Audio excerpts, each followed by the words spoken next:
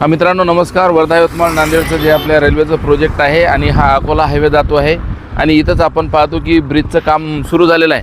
आज माझ्यासोबत आपल्या दिग्रजचे प्रतिष्ठित नागरिक बाळासाहेब इंगळे हे पण आहेत आणि आमचे आज फोटोग्राफर दिग्रजमधील सर्वात फेमस असलेले बब्बू खान भाऊ आपलं आज शूटिंग घेत आहेत.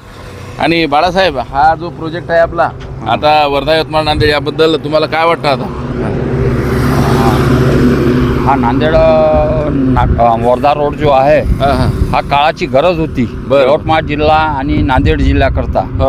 आम्हाला इकडे जाण्याकरता भविष्यात आमच्या मुलाबाळाच्या प्रगतीला हा एक रस्ता झाला. बरोबर. शेतकऱ्यांच्या दृष्टिकोनातून फारच महत्त्वाचं काम झालं. तर सेंट्रल गव्हर्नमेंटनं हा जो रोड आणला त्याच्यामुळं हे जे दुष्काळी भाग आहे, यवतमाळ जिल्हा म्हणजे आदिवासी दुष्काळी भाग म्हटला जातो.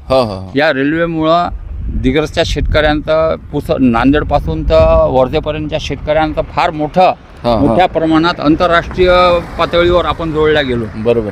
इथला संत्रा आहे ते सगळं फेमस आहे. आणि आता आपण या साईडला बघू शकतो, या साईडला आपण बघू शकतो की इथं वाईगौड हे आहे. हे वाशिम जिल्ह्यामध्ये आम्ही आलेलो आहे आणि वाशिम जिल्ह्यामध्ये आता जे सध्या काम मित्रांनो सुरू आहे, तर त्या ठिकाणी आता फायनलाइज ज्याला आपण म्हणू तिथं स्लीपर पण आलेले आहे. आपल्याला स्लीपर दिसत आहे बाबूभाई मला.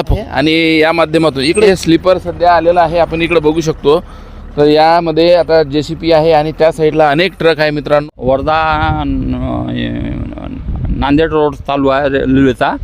हा वाशिम जिल्ह्यात एंट्री केली. आता इथे ब्रिज आहे वाशिम जिल्ह्याचा. इथून पौरादेवी संत सेवालाल महाराजांचं स्थान आहे.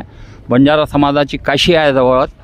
हा पार रोडचं काम, रेल्वेचं काम इतक्या फास्ट चालू आहे. 27-28मध्ये आपण या रेल्वेत बसू शकतो असा मला सेंट्रल गव्हर्नमेंटच्या कामावरून असं वाटते की बाबा आपण 28 साली बिलकुल नांदेड ते वर्धा जाऊ शकतो या रेल्वे मार्गाने. आणि बब्बू खान बोला. हां नमस्कार सर. हे पहा, हे जे आहे का नाही, आज आम्ही रेल्वेचं काम बघण्यासाठी आलेलो आहोत. आम्ही ब्रिजजवळ आलेलो आहोत. ह्या जिल्हा आहे वाशिम जिल्हा. तर आज जे आहे का नाही, नांदेड वर्धा हा जो आमचा जो लोहमार्ग आहे म्हटलं, त्याचं काम अत्यंत चांगल्या म्हणजे चांगल्या पद्धतीनं आणि खूप युद्ध पातळीवर सुरू आहे अशी आम्हाला देवाजवळ एक म्हणजे बोलायला काय हरकत नाही की 2028पर्यंत आम्ही नांदेडहून वर्धेला जाणार अशी देवावर एक अपेक्षा करून जे आहे का नाही, हे माझं 2 शब्द मी बंद करतो.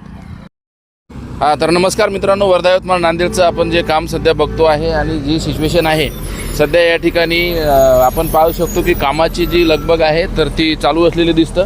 आणि इथे आम्ही वाशिम जिल्ह्यामध्ये आहे आणि त्या ठिकाणी स्लीपर आहे. मित्रांनो, वर्धा यवतमाळ नांदेड आपलं जे रेल्वेचं काम सुरू आहे, तर आपण पाहू शकतो की या ठिकाणी ट्रक आहे. आणि या सिच्युएशनला तर सध्याची परिस्थिती म्हणजे या ठिकाणी स्लीपर इथं आलेले आहेत. वाशिम जिल्ह्यामध्ये आपण आहोत आणि या स्लीपर नंतर मित्रांनो याच्यावरती बोल्डर टाकल्या जाईल. बोल्डर नंतर मग स्लीपर आणि स्लीपर नंतर डायरेक्ट पटऱ्या बसवण्याचं काम सुरू होतं आहे. आपण सध्या वाशिम जिल्ह्यामध्ये आहोत. या ट्रकच्या माध्यमातून या ठिकाणी आपल्याला असं काम सध्या चालू असलेलं दिसतं. या 285 किलोमीटरच्या रस्त्यामध्ये मित्रांनो आपण 2028पर्यंत हा मार्ग पूर्ण होईल अशी अपेक्षा बाळगूया. धन्यवाद.